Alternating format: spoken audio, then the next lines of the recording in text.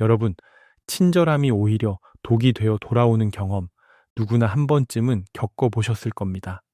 남에게 상처 주기 싫어서 혹은 좋은 사람으로 남고 싶어서 건넨 호의가 어느덧 당연한 권리가 되어 나를 짓누를 때 우리는 깊은 회의감에 빠지곤 합니다.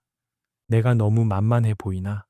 왜 나의 배려는 존중받지 못할까라는 자책 섞인 질문이 머릿속을 떠나지 않습니다. 그런데 주변을 잘 살펴보면 분명 친절하고 매너가 좋은데도 함부로 대하기는커녕 묘한 긴장감과 존경심을 불러일으키는 사람들이 있습니다. 사람들은 그들을 함부로 할 수 없는 고수라고 부릅니다. 왜 그들은 친절하면서도 적당한 거리를 유지하며 자신의 가치를 지켜내는 걸까요? 단순히 성격의 문제가 아닙니다. 그것은 치밀하게 계산된 품격이자 자신을 보호하는 고도의 심리 전략입니다. 오늘은 친절하지만 결코 만만하지 않은 친해지기 어려운 사람들의 네 가지 특징에 대해 깊이 있게 들여다보겠습니다. 첫째, 친절한데 만만하지 않은 그들은 감정의 미천을 쉽게 드러내지 않습니다.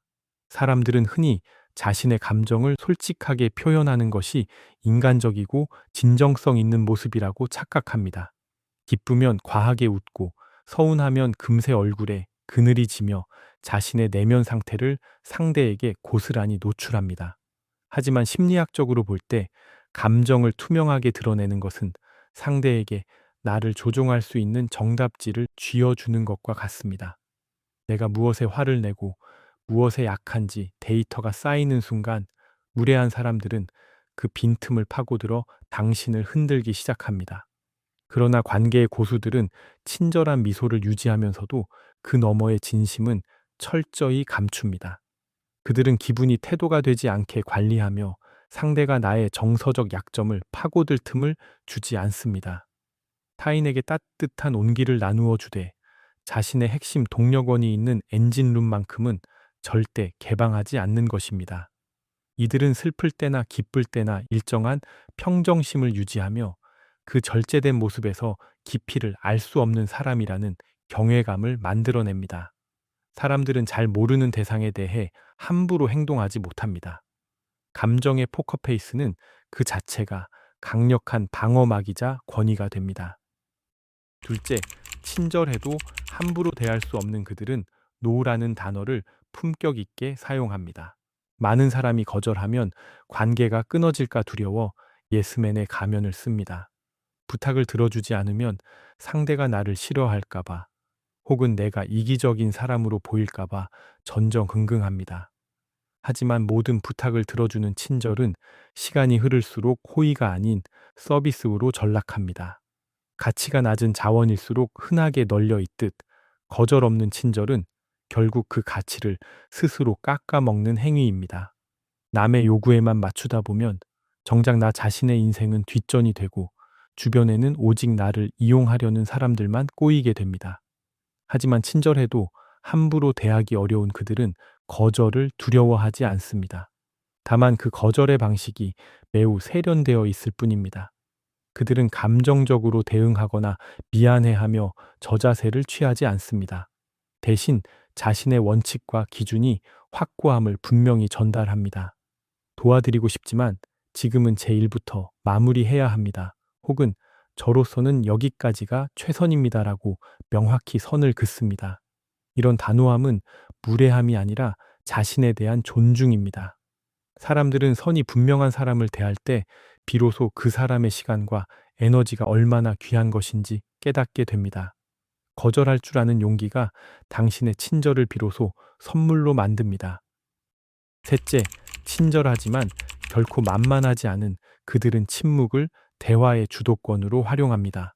대화 도중 생기는 짧은 정적을 견디지 못해 쉴 새 없이 말을 내뱉어 본 적 있으신가요? 불편한 공기를 메우기 위해 불필요한 사생활을 털어놓거나 하지 않아도 될 말로 스스로의 격을 낮추는 것은 하수들이 흔히 저지르는 실수입니다.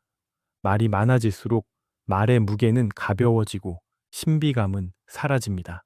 특히 상대를 기쁘게 하려고 무리하게 말을 이어가는 태도는 내가 상대보다 낮은 위치에 있음을 자인하는 꼴이 됩니다. 반면 고수들은 침묵을 대화의 강력한 도구로 활용합니다. 그들은 상대의 말을 경청하되 동의하지 않는 부분이나 무례한 질문에 대해서는 즉각 답하지 않고 잠시 침묵을 지킵니다. 이 3초간의 정적은 상대방에게 엄청난 심리적 압박을 줍니다. 상대는 자신의 발언이 적절했는지 스스로를 돌아보게 되고 대화의 주도권은 자연스럽게 침묵을 지키는 쪽으로 넘어옵니다.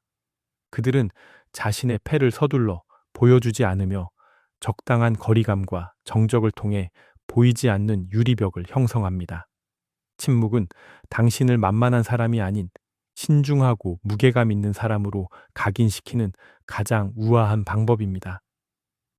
넷째, 친절하면서 마음이 단단한 그들은 타인의 인정보다 자신의 내면 기준을 철저히 지킵니다. 친절하면서도 만만한 사람들의 가장 큰 비극은 타인의 평가에 목말라 있다는 것입니다. 내가 친절하게 대하면 상대도 나를 좋게 봐줄 것이라는 보상 심리가 깔려 있습니다. 하지만 타인의 시선에 내 자존감의 열쇠를 맡기는 순간 우리는 그들의 눈치를 살피는 하수인으로 전락하게 됩니다. 상대의 반응에 따라 천국과 지옥을 오가는 삶은 결코 단단해질 수 없습니다. 진정으로 함부로 할 수 없는 고수들은 타인의 인정이라는 신기루를 쫓지 않습니다. 그들의 친절은 상대에게 잘 보이기 위한 수단이 아니라 본인이 세운 품격 있는 인간이라는 자기 철학의 발현일 뿐입니다. 그들은 상대가 나의 호의를 어떻게 받아들이든 크게 개의치 않습니다. 다만 상대가 무례하게 굴면 그를 비난하거나 설득하려 에너지를 낭비하지 않고 조용히 관계의 거리를 멀리합니다. 이들에게 친절은 베푸는 시혜이지 구걸하는 호감이 아닙니다. 내 가치를 결정하는 주체가 나 자신에게 있을 때 타인은 결코 당신을 함부로 흔들 수 없습니다. 착한 사람이 되는 것과 좋은 사람이 되는 것은 전혀 다른 차원의 이야기입니다. 무조건적인 수용은 당신을 착한 바보로 만들지만 기준이 있는 친절은 당신을 품격 있는 리더크로 만듭니다. 그동안 남의 기분을 맞추느라 정작 당신의 마음이 멍들고 있지는 않았나요? 당신의 친절은 값비싼 향수와 같아서 아무에게나 대량으로 뿌려대면 그 향기는 금세 흔해지고 맙니다.